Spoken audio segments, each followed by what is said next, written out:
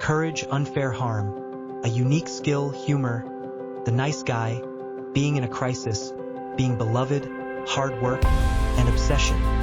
This is not a spell. If you possess 5 of these traits, you can become the next beloved protagonist. Eric Edson summarizes these 9 keywords as the resonant traits of star characters in his book, Story Strategy. Logically, we shouldn't like characters like Walt White in Breaking Bad, who is ruthless and has done many bad things. But at the same time, he meets 5 conditions, and we seem to be unable to hate. I have been thinking, do these character design patterns have any real-life significance? Why do we like someone, and how can we make someone instantly like us? In this video, I want to discuss the underlying logic of charm by combining psychology, sociology, and a series of characters that everyone can see on TV. If you feel that you have no popularity, don't understand the world, and are prone to embarrassment, I hope these 9 cards can give you a little inspiration. Let's condense them into 3 themes: social warmth, inner focus, and vulnerability. Social temperature includes 3 traits: being a good person, being humorous, and being loved by friends and family. In the anime, The Burial of Princess Florina, the hero Zimmel is an ultimate good person,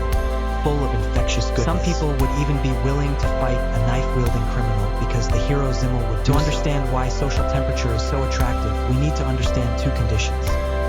First, we like people who give us benefits, and second, we like people who make us happy. Without these initial settings, our species would not have a sense of cooperation, nor could we create the prosperous society of today. The first phenomenon is called the reciprocity principle by influence. If you treat people kindly and often help your friends with small things, you are likely to become a gatherer of good feelings.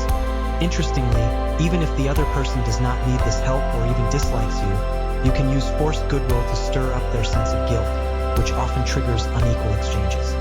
You just make some minor actions, but the other person feels they owe you a huge favor.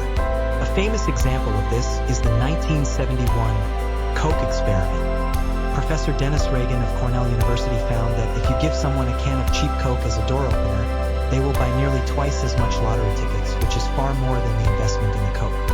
As warm as goodwill is the emotion of happiness, the process of emotions spreading from one person to a group without their conscious awareness is called emotional contagion in psychology.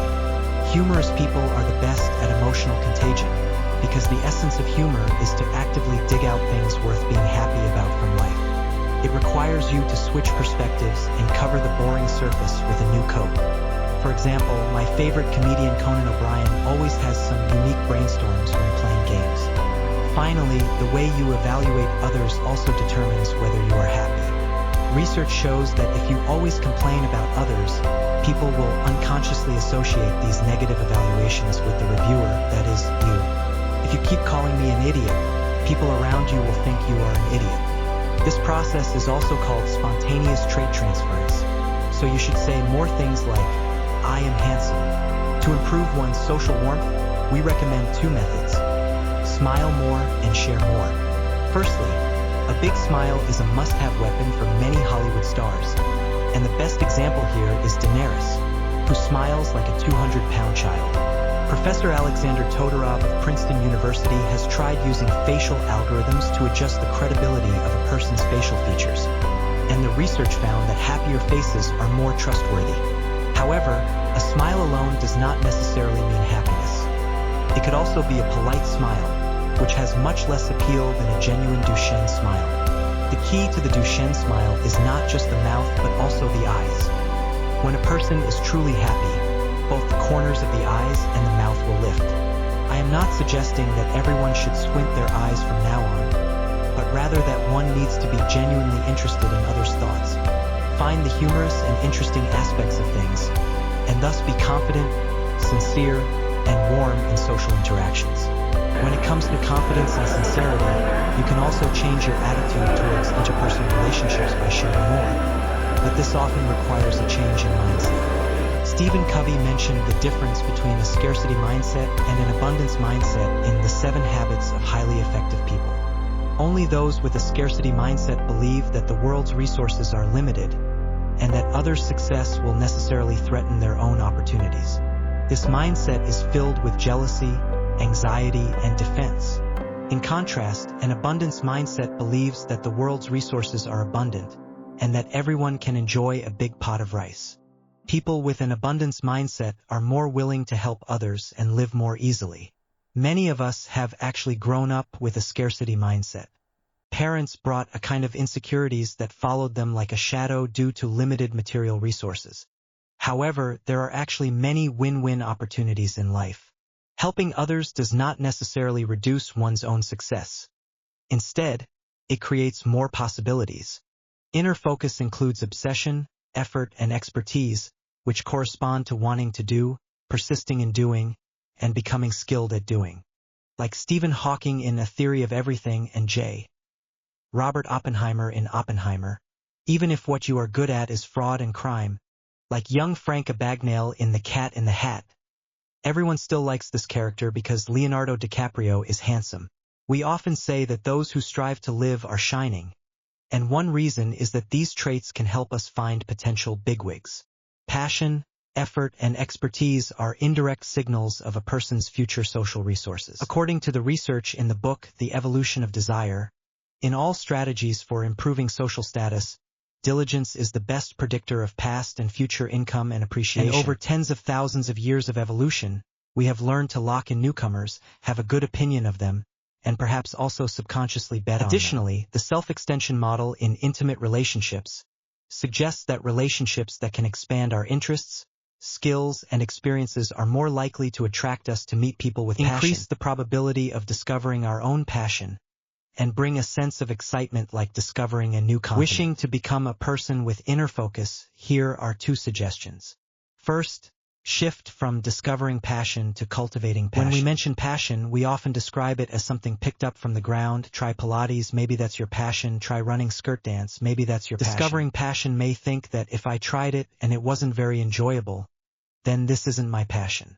In fact, interests and emotions alike require blending and deepening. The unfamiliarity and frustration of the first experience do not necessarily mean that you are not destined to have a connection. According to Stanford University research, people who believe that passion needs to be cultivated are more likely to persevere in the face of challenges, thus forming a true lifelong hobby. Second, choose the right goal. Not all goals are suitable for upgrading and overcoming difficulties.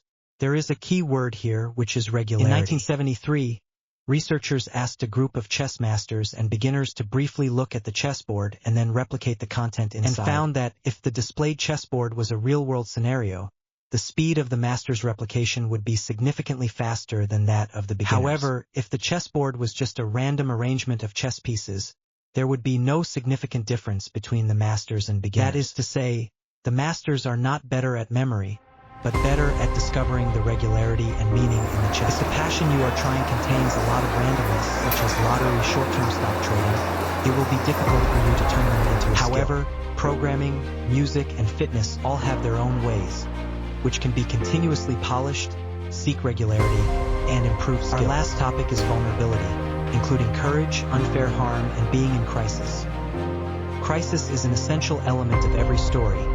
Even the most lighthearted and humorous soap operas must have some drama. The vulnerability and predicament of characters not only allow the audience to see their own reflections, but also serve as the best way to break the sense of distance and establish an emotional connection. However, there is a significant difference between TV and reality shows. In TV shows, the audience has a God's perspective and is well informed about the characters' situations, while in reality, if you don't speak up, others cannot know about your entanglements and Therefore, I always suggest that everyone share their vulnerabilities at the right time. In the process of evolution, people tend to trust those who dare to show their vulnerabilities more, because vulnerability means honesty and credibility. A study in 2018 called this phenomenon the beautiful chaos effect.